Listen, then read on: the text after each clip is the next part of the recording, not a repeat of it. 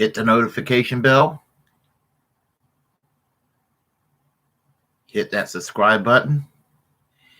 And when you do so, and hitting that notification bell and hitting that subscribe button, you get hard-hitting social democratic commentary from yours truly.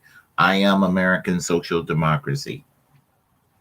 A few days ago, day before yesterday, it is 5 minutes to 8 right now, June 24th, 2021, as I'm meandering away at politics here online.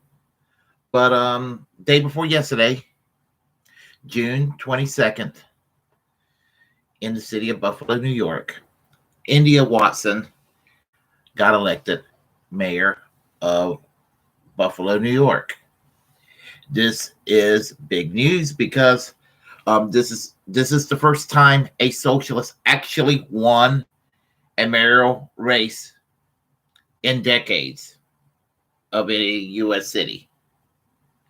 So far as I know, I don't know of any smaller cities recently, in recent years, or any smaller cities currently right now that has a socialist mayor. There are socialist city council. We have, Seattle, Washington has a city council woman who's a socialist. In the 1980s, there was a socialist in the Iowa City Council. Even in Chapel Hill, North Carolina, they had a socialist in their city council. They were, the point I'm trying to make is it can happen. And socialism is kind of in the upswing right now here in the United States. It's a good thing, a very good thing. And the Overton window is being compromised finally in a positive way. Initially, the United States for many years, especially during this neoliberalism kind of an era that went into full throttle during the Reagan years. And I would argue that unless the Overton window is shifted toward the left, we're still living in the Reagan era. Something that I would like to see put to a swift end. But suffice to say, India Watson became the first socialist mayor in decades elected. Now, let's not act like this is something new, because a city like Milwaukee, Wisconsin, has a heavy socialist tradition. For first half of the 20th century, socialism has had a prominent role to play in the city of Milwaukee, Wisconsin. The 5th Congressional District elected its first socialist member of Congress in 1910, Victor Berger, for example. And and throughout the years, we had socialist mayors that came in, and then it went back to the Democrats or Republicans.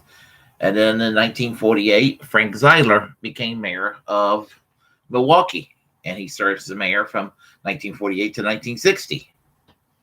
So you watch the TV show Happy Days or Laverne and Shirley, even though the Happy Days and Laverne and Shirley are fictional programs, or American Graffiti, the movie for that matter, which was kind of a predecessor to Happy Days.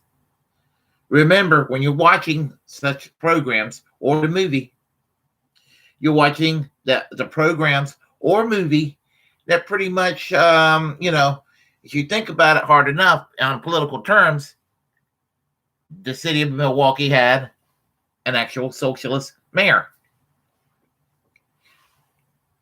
Milwaukee was not a dystopian hellhole during these years when socialists were running the city. In fact, they done a pretty damn good job of doing so. Well, after Frank Zeidler, in spite of the influx of the New Left in the 60s and early 70s, conservatism became on the upswing later on. By the latter 1970s, one would not have known at the time the conservatism of today that we live with. That's when that came into the upswing. In spite of the 1980 presidential election of Ronald Reagan, which really spearheaded the modern conservative movement, which unfortunately was so successful that Democratic presidents such as Bill Clinton and Barack Obama, and even to an extent Joe Biden, pretty much go by the Overton window and ideological direction and rules and line in the sand drawn by the conservative movement in the United States. Henceforth, why we don't have Medicare for all. Henceforth, why we have low unionization in this country. Henceforth, why we don't have, the nice things that other Western democracies have and to some degree take for granted, and things that conservatives in those countries are to the left of one would call liberals here in the United States in terms of economics. Well, with Ronald Reagan's election in 1980, you think about it, juxtaposition a heavily Republican state like Vermont. In 1981, in the city of Burlington, Bernie Sanders got elected mayor of that city. And what was considered an electoral quirk at that time, from 1981 to 1989, Bernie Sanders was the mayor of that city. And let me tell you what happened while he was mayor. He had commerce, he had business interests against him. He had the machine of the Democrats and the Republicans against him. He took his case to the people of Burlington. And he was able to work with some progressives and occasionally some Republicans with an independent streak. And he was able to move the city of Burlington, Vermont forward. Progressive reforms, more parks were created, services were expanded for people. And the city had the least amount of unemployment of any city in the United States during the 1980s. Remember, there were more people. There was virtually no unemployment in the city of Burlington compared to all the other cities in the United States. That is how well he ran the city. So well that he became a member of Congress, and so well that he was elected in 2006 as the first socialist member of the U.S. Senate. 1990, he became the first socialist member of Congress since the days of Victor Berger and Meyer London in the 1920s. And Ron Dellums of California in the 1970s, who ran as a Democrat, but he was a member of Democratic Socialists of America. Well,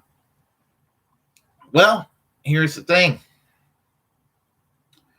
Getting back to India Watson, because of the Bernie Sanders campaign in 2016 and 2020, and people's minds are being opened up about the ideas that were popularized during the New Deal liberalism, that actually, basically defeated the Great Depression. Never mind what revisionist historians, professional and amateur alike, will say. Well, FDR just kept the Great Depression going. If we didn't do that New Deal, we would have gotten out of the Great Depression. You give people Social Security, you give people a job, and you make that guaranteed, and you modernize the infrastructure. Good things are going to happen. Yeah, I know. World War II came along. And the manufacturing industry of World War II is what got us out of the Great Depression. Partially. The military built up from World War II. did get us out of the Great Depression. Partially. It was also FDR's New Deal reforms that got us out of the Great Depression. And it was more FDR's New Deal reforms than anything else. Don't let revisionist historians, professional and amateur alike, convince you otherwise. And right now, we're building a movement, hopefully for a second New Deal. And I like to see India Watson as part of this movement. And the fact that socialism is no longer considered a dirty word, that is something to be happy about. As a socialist myself, who came of age at a time when calling yourself was a socialist had local societal stigma against you. The stigma is not there as long as much as it used to be, and that's something to be grateful for. And what I like to see eventually is to take the second Bill of Rights that Franklin Roosevelt tried to have implemented, to see that it becomes a reality. Because once it becomes a reality, we'd be like all the other Western countries that has medical care for all, that has labor unions around, unionized jobs to guarantee high wages, job security, protection from the potential or real abuse of management. So, it is wonderful news for damn sure.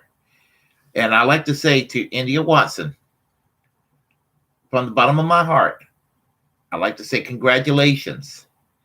And I hope that your tenure as mayor is going to be very successful for the people of the city of Buffalo, New York. It needs to be. And I hope that your success can be copied around the country. There's plenty of work to be done. And I'm happy that I'm more hopeful now than I was 20 years ago. Trust me, you and me. If you like what you heard, press like and comment. If you disagree, well, comment anyway. We'll have a conversation. Feel free to share the content on this channel. As a First Amendment absolutist, it's my duty to inform you that if you have a platform, please create one and utilize it, because we're all the muckrakers of our time. And once again, I ask, go ahead, hit that notification bell, hit that subscription button, hit that subscribe button, so you're kept up to date with, as I said before, hard-hitting social democratic commentary by yours truly, American Social Democracy. Until next time, peace. Class struggle yesterday, class struggle today, class struggle tomorrow, and class struggle until we achieve full economic and social justice in our times.